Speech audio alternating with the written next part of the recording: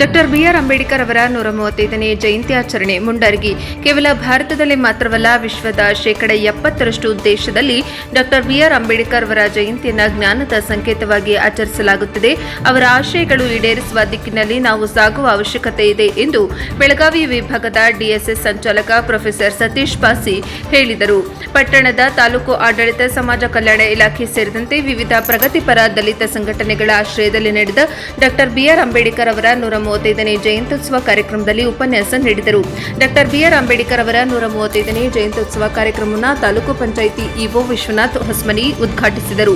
Tahsildar PS ಏರಿಸ್ವಾಮಿ ಅಧ್ಯಕ್ಷತೆ ವಹಿಸಿ ಮಾತನಾಡಿ, ಮಾನವತಾವಾದಿ ಡಾಕ್ಟರ್ ಬಿಆರ್ ಅಂಬೇಡ್ಕರ್ ಅವರ ತತ್ವಾದರ್ಶಗಳನ್ನು ಪ್ರತಿಯೊಬ್ಬರು ಅಳವಡಿಸಿಕೊಳ್ಳುವ ಮೂಲಕ ಸಮಾನ ಸಮಾಜ ನಿರ್ಮಿಸಿ ಸಾಮಾಜಿಕ ನ್ಯಾಯ ಪಡೆದುಕೊಂಡಾಗ ಅವರ ಹೋರಾಟ ವಿಚಾರಧಾರೆಗಳು ಸಾರ್ಥಕ ಹೊಂದುತ್ತವೆ ಎಂದರು. ಇದೇ ಸಂದರ್ಭದಲ್ಲಿ ಸಮಾಜ ಕಲ್ಯಾಣ ಇಲಾಖೆ ವತಿಯಿಂದ ಎಸ್ಎಸ್ಎಲ್ಸಿ ಪಿಯುಸಿಯಲ್ಲಿ ಹೆಚ್ಚು ಅಂಕ ಪಡೆದ ಪ್ರಥಮ, ದ್ವಿತೀಯ, ತೃತೀಯ ಸ್ಥಾನ ವಿದ್ಯಾರ್ಥಿಗಳನ್ನು ಸನ್ಮಾನಿಸಲಾಯಿತು. ಸಮಾಜ ಕಲ್ಯಾಣ ಇಲಾಖೆಯ ಸಹಾಯಕ ನಿರ್ದೇಶಕ ಉದಯ್ ಕುಮಾರ್ ಎಲಿವಾಳ ಪ್ರಾಸ್ತಾವಿಕವಾಗಿ ಮಾತನಾಡಿದರು. ಈ ಸಂದರ್ಭದಲ್ಲಿ ಮುಂಡರಗಿ ಪೊಲೀಸ್ ಠಾಣೆಯ ಪಿಎಸ್ಐ ಚೆನ್ನಯ್ಯ ದೇವೂರು ಹಾಗೂ ತಾಲೂಕು ಮಟ್ಟದ ಅಧಿಕಾರಿಗಳು ಮತ್ತು ವಿವಿಧ ಸಂಘಟನೆ ಅಧ್ಯಕ್ಷರು, ಉಪಾಧ್ಯಕ್ಷರು ಪಾಲ್ಗೊಂಡಿದ್ದರು. ವರದಿ ಅರ್ಜುನ್ ಹೊಸ್ಮನಿ, ಎನ್ಕೆಎಸ್ ಟಿವಿ4 ಮುಂಡರಗಿ.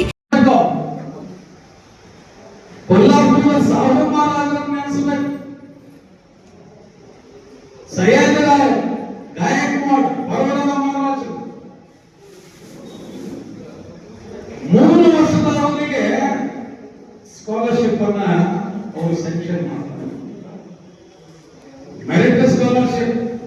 ನಾವು ಜಾತಿ ಸ್ಕಾಲರ್ಶಿಪ್ ತಗೊಂಡಿವಿ, ಆ ಮನುಷ್ಯ ಜಾತಿ ಸ್ಕಾಲರ್ಶಿಪ್ ತಗೊಂಡಿಲ್ಲ. ಮೆರಿಟ್ ಸ್ಕಾಲರ್ಶಿಪ್ ತಗೋಣ. ನಮ್ಮ ರಾಷ್ಟ್ರದಾಗ 3-4 ಮಂದಿ ಇದ್ದಾರೆ ಮೆರಿಟ್ ಸ್ಕಾಲರ್ನೆಲ್ಲ ಓದಂತವ್ರು. ಬಾಬಾ ಸಾಹೇಬ್ ಅಂಬೇಡ್ಕರ್, ಜಗಜೀವನ್ ರಾಮ್, ಕೆಆರ್ ನಾರಾಯಣನ್, ಆಮೇಲೆ ಕೇಸರಿ ಪಂತ್, ಇವರು 4 ಜನ ಅದಾರ.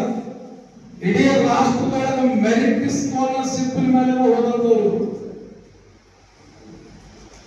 ಸ್ಕಾಲರ್ಶಿಪ್ ಅಂದ್ರೆ ಜಾತಿ ಸ್ಕಾಲರ್ಶಿಪ್ ಅಲ್ಲ.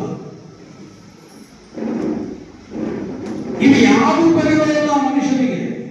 15-16 ಯಾವಾಗ ಅಮೆರಿಕ ಕೊಲಂಬಿಯಾ ಯೂನಿವರ್ಸಿಟಿಯಲ್ಲಿ ಹೆಸರನ್ನು ನೋಂದಾಯಿಸ್ತಾರಲ್ಲ, ನೀವು ಅರ್ಥ ಮಾಡ್ಕೊಳ್ಳಿ. ಆಗಿನ ಸಮಯದಲ್ಲಿ ಇಡೀ ಭಾರತ ದೇಶದಲ್ಲಿ ಅರ್ಥಶಾಸ್ತ್ರದ ಮೇಲೆ ಅಭ್ಯಾಸವನ್ನು ಮಾಡಿ PhD ಅನ್ನು ಮಾಡಿದಂತ ಏಕೈಕ ವ್ಯಕ್ತಿ ಯಾರಾಗಿದ್ದಾರೆ ಅಂದ್ರೆ ಬಾಬಾ ಸಾಹೇಬ್ ಅಂಬೇಡ್ಕರ್. PhD ಫಸ್ಟ್ ಅವರ PhD MA ಎಕನಾಮಿಕ್ಸ್. 3 ವರ್ಷದ ಅವಧಿ ಮುಗಿದ ಮೇಲೆ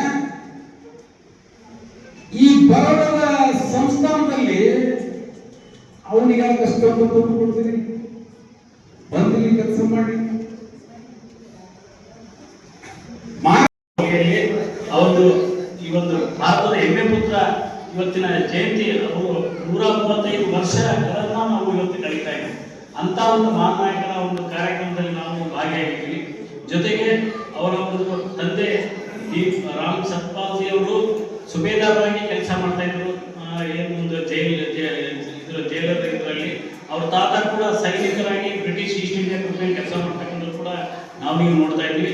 ಡಾಕ್ಟರ್ ಬಾಬಾ ಸಾಹೇಬ್ ಅಂಬೇಡ್ಕರ್ ಅವರ ಒಂದು ಏನು ಅವರು ಅಂತ ಒಂದು ಆ ಕಾರ್ಯಕ್ರಮ ನೋಡಿದ್ರೆ ನಿಜವಾಗ್ಲೂ ಎಲ್ಲರಿಗೂ ಕೂಡ ಕಣ್ಣೀರು ಬರುತ್ತೆ.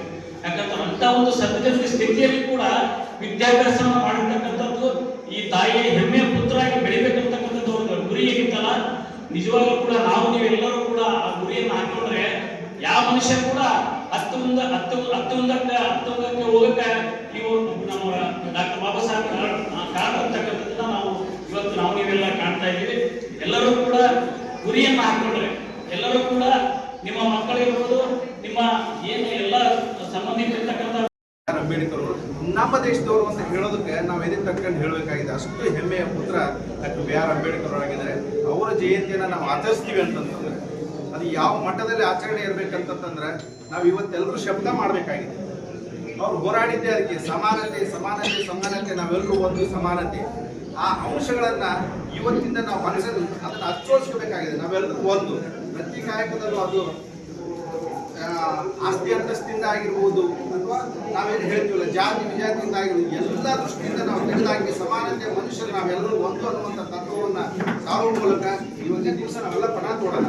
ಆ ಮಹಾನಾಯಕನ ಜಯಂತ್ಯೋತ್ಸವದ ಅಂಗವಾಗಿ ನಾವೆಲ್ಲರೂ ಸಂಪೂರ್ಣವಾಗಿ ಸಮಾನತೆಯಿಂದ ಸಾಗೋಣ.